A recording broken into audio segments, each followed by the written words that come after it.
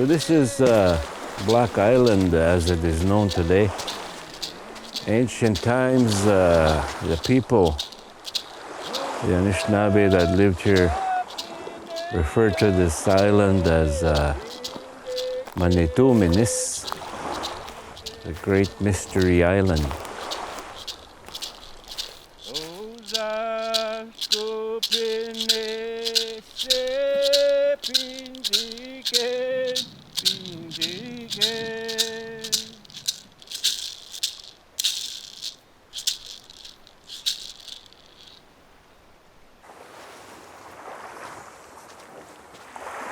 This place has always been our home, Black Island, Deer Island, Hecla Island. There's 3 big islands here on Lake Winnipeg that have the sand that you see here. This is what they call silica sand.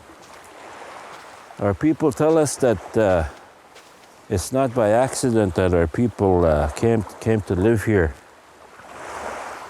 They talk about the spiritual significance of the sand, and the elders would tell us that this is the sand in the springtime when the thunder beings come and they activate the healing energy of the sand. This is like a filter to all the waters that we have here on this in this region, the rain, the rivers, the lake, the underground streams.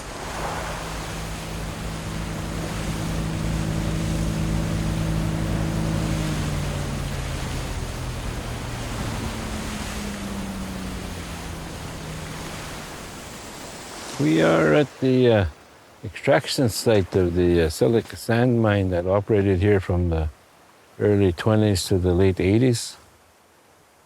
And the extraction of the sand is huge. This is a huge area. But this is small compared to what they're proposing on the mainland at next door to Hollow Water, right in their backyard.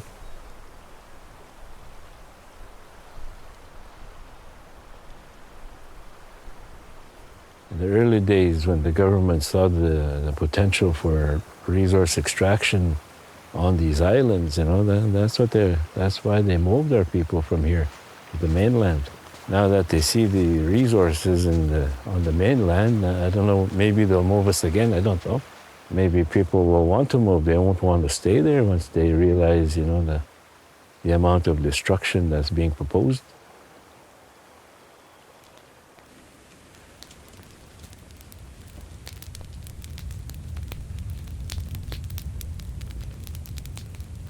We decided to close this road down, and we didn't want to appear like radicals or anything, so we decided that it should be a spiritual movement. So we all decided that there should be a sacred fire if it's going to be spiritual. So we came here with a teepee, and in the middle of the night we set it up in the dark and did the ceremony and made the fire as I was taught by the grandfathers, and it's been burning ever since.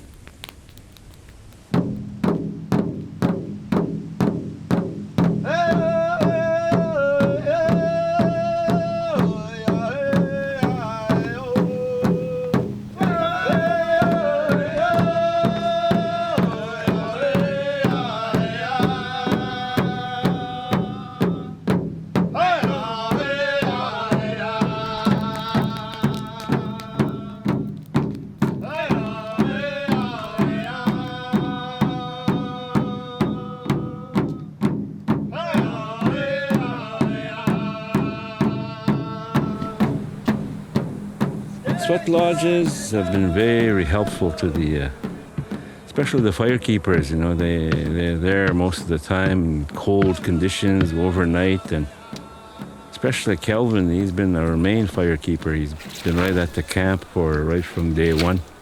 He was the one of the first 5 guys that came in here to set up the teepees and start the sacred fire.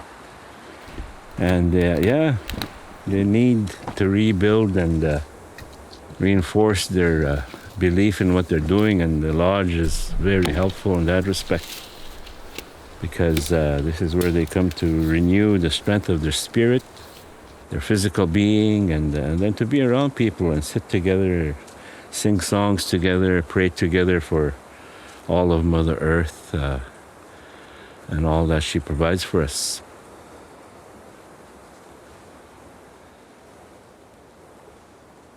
We decided to come as grandmothers. We decided to come and show our support. We're not here for any political reason or whatever. It's for our waters, because every woman has that responsibility to speak for the water. I think a lot of people, especially young people, feel that kind of anxiety. They've even coined a phrase like that eco-anxiety, like you just grew up with that feeling.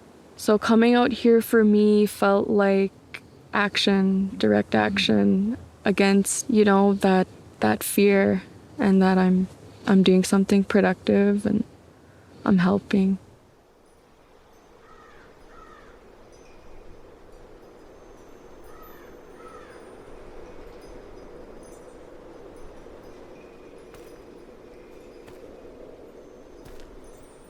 So this is one of the infamous beasts that came through our traditional territory here with no permit, with no form of letting anybody know within the community here what was going to happen. I don't know why it's still sitting here, leaking oil all over the place here. When Camp Morningstar was established, we went out there and set that teepee up and lit that sacred fire on an access point that was their main access point to get in here.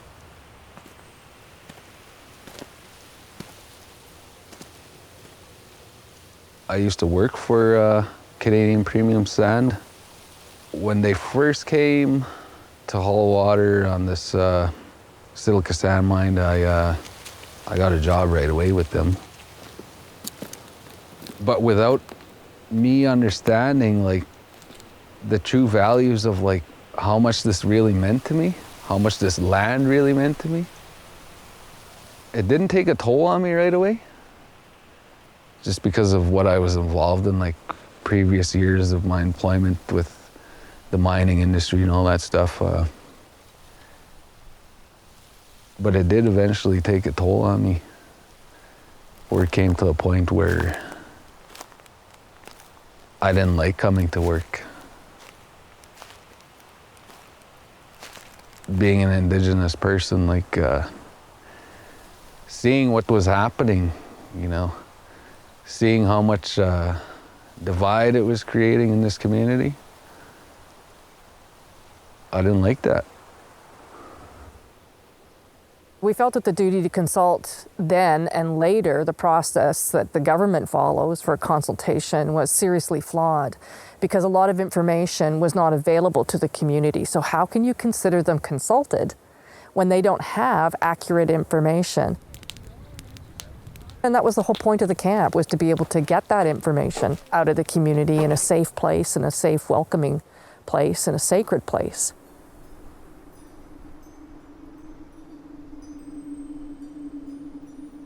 It was only through getting a Freedom of Information request that we found out that the harvesting of this area back here was granted to the chief and council. So it was a community license.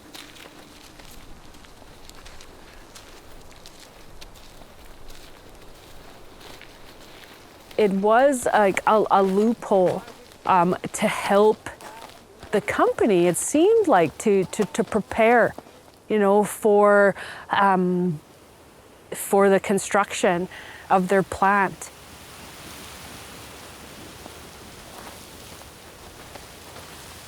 From what we know, the profit margin from this sand deposit could be upwards of $1 billion.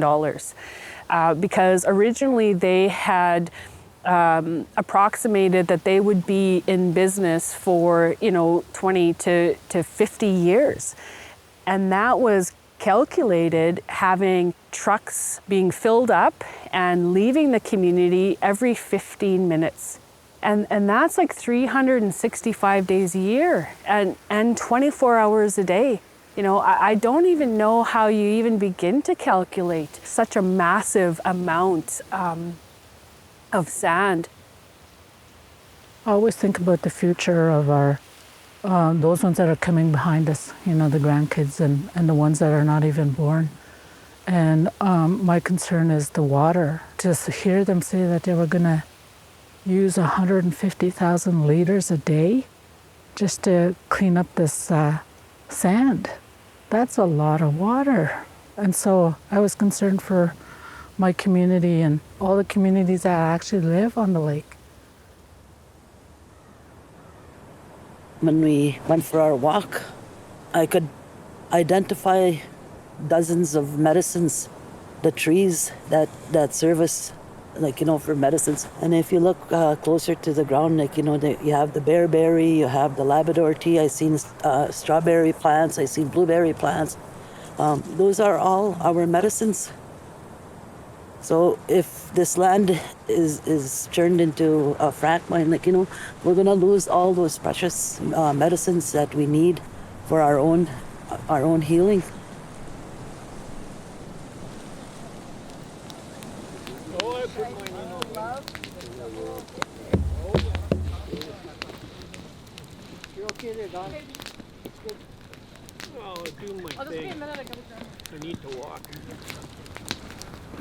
Sweat lodges, ceremonies have been always been important to Anishinaabe people because this is how we express gratitude. This is how we celebrate the gift of Creator and all that has been provided to our people through the land.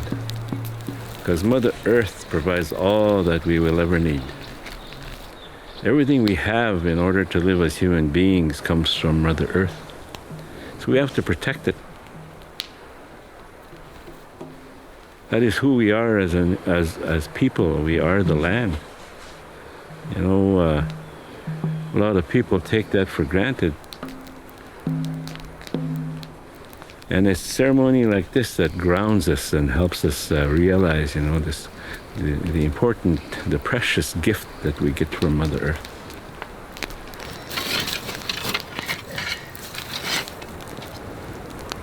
This is what we come in here for, to ask for blessings from our Creator, our Great Spirit, to continue to be with us. I know it's for the good of my people, their health, for the good of my people, the earth. It's for her health too. Her being unhealthy and ripped apart means that we die with her. And not all the money in the world will save us.